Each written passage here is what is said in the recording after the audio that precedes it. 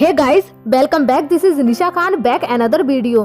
Guys, video का thumbnail देखकर तो आप समझ ही गए होंगे। जी हाँ, आज हम बात करेंगे एर्तुगरुल गाजी के बारे में, तो अंत तक वीडियो में बने रहे। वीडियो बहुत इंटरेस्टिंग होने वाली है, तो चलिए वीडियो शुरू करते हैं।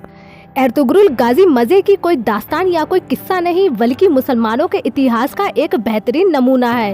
एर्तुगरुल गाजी उस दौर की कहानी है जब मुसलमानों का तख्त इस जमीन की बजाय 7वें आसमान पर हुआ करता था। गाइस, ये कहानी है उस बहादुर शख्स की जिसने न सिर्फ सल्तनत की बुनियाद रखी कि जिसने 600 साल से ज्यादा आधी दुनिया पर हुकूमत की, बल्कि 7 साल अपनी बहादुरी से उस दौर के मुसलमानों में वो हौसला और वो हिम्मत पैदा की कि उस दौर में मुसलमानों के सामने टिकने वाला कोई भी मौजूद नहीं रहा।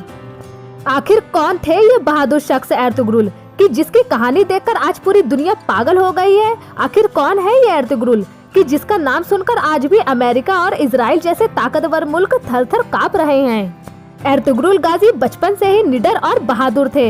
एर्तुगरुल गाजी को घुड़सवारी, तीर अंदाजी और तलवारबाजी अपने बाबा जान से विरसे में मिली थी। एर्तुगरुल गाजी जब शिकार पर निकलते थे तो कभी खाली हाथ नहीं लौटा करते थे और ताकतवर होने के साथ साथ दिमागदार भी थे, और इसी वजह से उनके बाबा जान उन पर भरोसा किया करते थे। उनका ताल्लुक आगोश तुर्की के कई कबीले से था।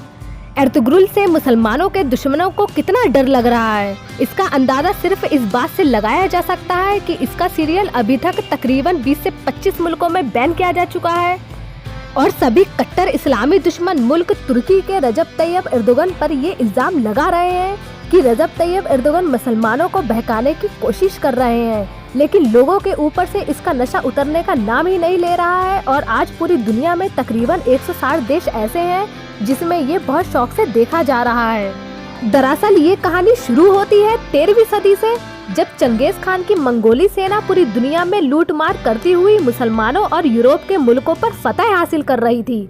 उस वक्त की ये कहानी थी।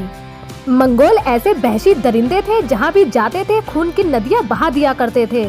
ना बच्चों के लिए एहतियात करते थे, ना बूढ़ों की लिहाज करते थे, और ना ही औरतों को छोड़ते थे। हर जगह तबाही फैलाना इन मंगोलों का मकसद हुआ करता था। जब ये मंगोल खुरासान के इलाके तक पहुँचे तो यहाँ एक कबीला हुआ करता था जो इस इलाके को छोड़कर डर के मारे वहाँ से भाग गया। उस कबीले का नाम था कई कबीला। इस कबीले के सरदार सुलेमान शाह थे। सुलेमान शाह के 4 बेटे थे। तीसरे नंबर के बेटे एर्तुगरुल गाजी थे, और यही वो बेटे थे जिसके ऊपर इस सीरियल को बनाया गया है। ये वो जाबाज हस्ती है जिसके किरदार को इसमें दिखाया गया है। सेल्जोक के सल्तनत की शहजादी हलीमा सुल्तान और उसके भाई और बाबा जान को ईसाइयों ने कैद कर लिया था। जंगल के रास्ते से जब ईसाई घर ले जा रहे थे तब ये लोग एर्तुगरुल गाजी के हत्थे आ गए।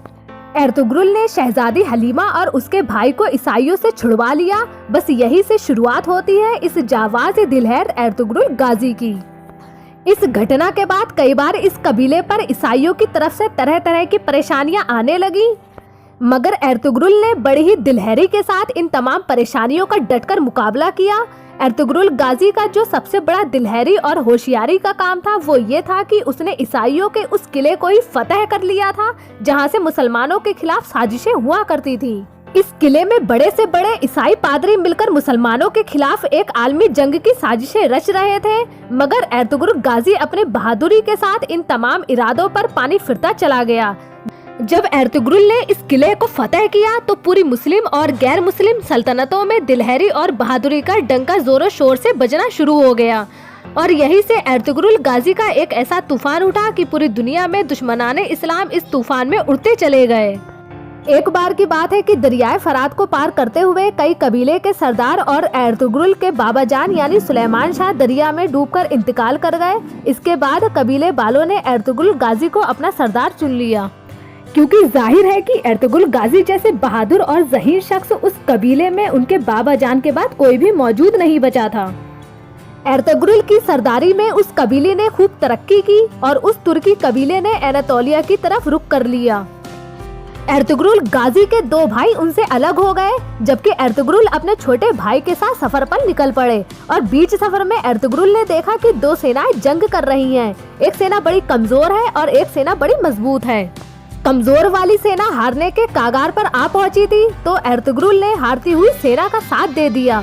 ये जंग थी सेल्जुक और मंगोलों के बीच, मगर ये बात एर्तुगरुल के इल्म में नहीं थी। मंगोलों की फौज अलाउद्दीन के सेल्जुक वाली फौज को शिकस्त देने ही वाली थी कि अचानक एर्तुगरुल 404 बहादुर फौजियों के साथ सेल्जुक की फौज में मिल गए और मंगोलों को इस कदर मारा कि मंगोल अपने ही लोगों की लाश मैदान में छोड़कर भाग गए। अलाउद्दीन कुछ देर पहले मंगोलों के हाथों अपनी शिकस्त यकीन नहीं समझ रहा था, मगर एर्तुगरुल गाजी की मदद से इतना खुश हुआ कि एर्तुगरुल को शहर अंबोरा या अंकारा के करीब जहांगीर अता कर दी। एर्तुगरुल एक बेमिसाल और समझदार सरदार थे जिसकी समझदारी दुनिया के कोने कोने में फैल गई थी। दुश्मनाने इस्लाम इसकी जहानत और इसकी बहादुरी को देखकर हर वक्त परेशान रहा करते थे।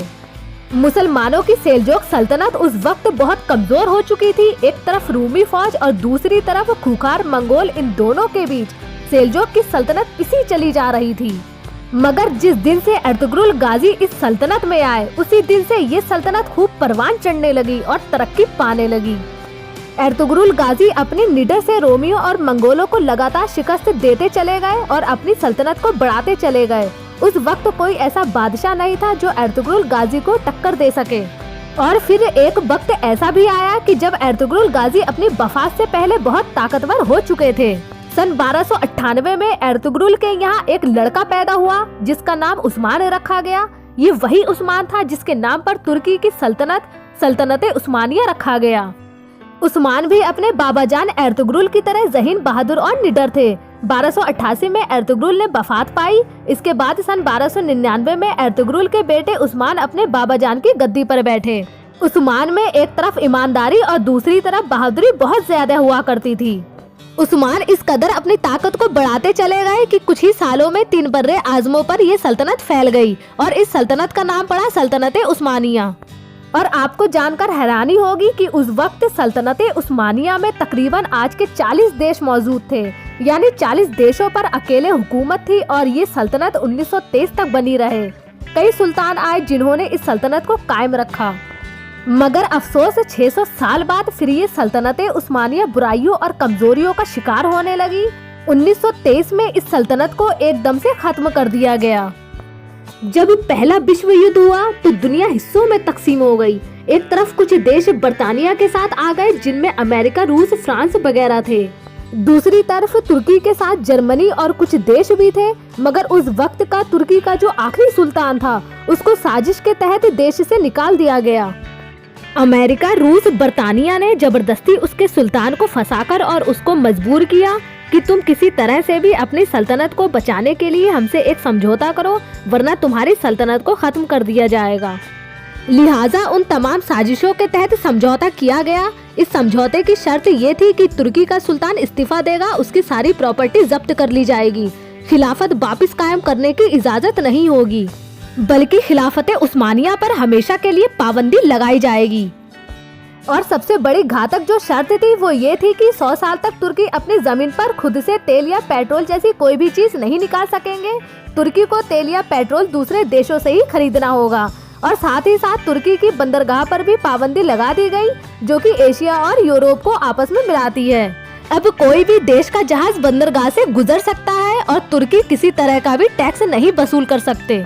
यानी अगर अब दूसरे लफ्जों में कहें तो ये कह सकते हैं कि तुर्की को इस समझौते के जरिए 100 साल के लिए एक कोने में बांधकर फेंक दिया गया। यानी अब तुर्की कुछ भी नहीं कर सकते थे। अमेरिका ने अपने गुलाम मुस्तफा कमाल अतातुर्क, जो कि मुस्लिम गद्दार शख्स थे, उनको तुर्की का बादशाह बना दिया। मगर अब 2023 में ये समझौता खत्म होने वाला है और जब ये समझौता खत्म होगा तब पहले जैसा तुर्की बिल्कुल भी नहीं रहेगा। तुर्की एक ऐसा देश बनेगा जो अमेरिका और इजराइल जैसे बड़े बड़े देशों को भी आंखों में आग डालकर मुंहतोड़ जवाब देगा। अल्लाह ने तुर्की को रजब तैयब एर्दोगन जैसा मुस्लिम उम्मत का दर्द रखने वाला एक लीडर दिया है, जिसने अपनी समझदारी और अपनी ईमानदारी के चलते एक बार फिर सेक्युलर तुर्की को इस्लामिक तुर्की के जानिब गमजन कर दिया है। और इसी वजह से इसमें अमेरिका और इजराइल जैसे तरक्की देश तुर्की को बर्बाद करने की हर साजिश कर रहे हैं। ये देश एर्तुगरुल गाजी को बंद कराने की हर वो साजिश कर रहे हैं जिससे कि यह ड्रामा बंद हो जाए और मुसलमान सोया का सोया रह जाए। मगर अब देर हो चुकी है, हर मुसलमान के दिल में इसका नशा सवार हो चुका है।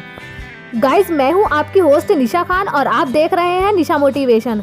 गाइज, अगर वीडियो अच्छी लगी हो तो वीडियो को लाइक करें और चैनल को सब्सक्राइब करके चैनल को अपना प्यार दें। मिलते हैं नेक्स्ट वीडियो में, तब तक के लिए थैंक यू।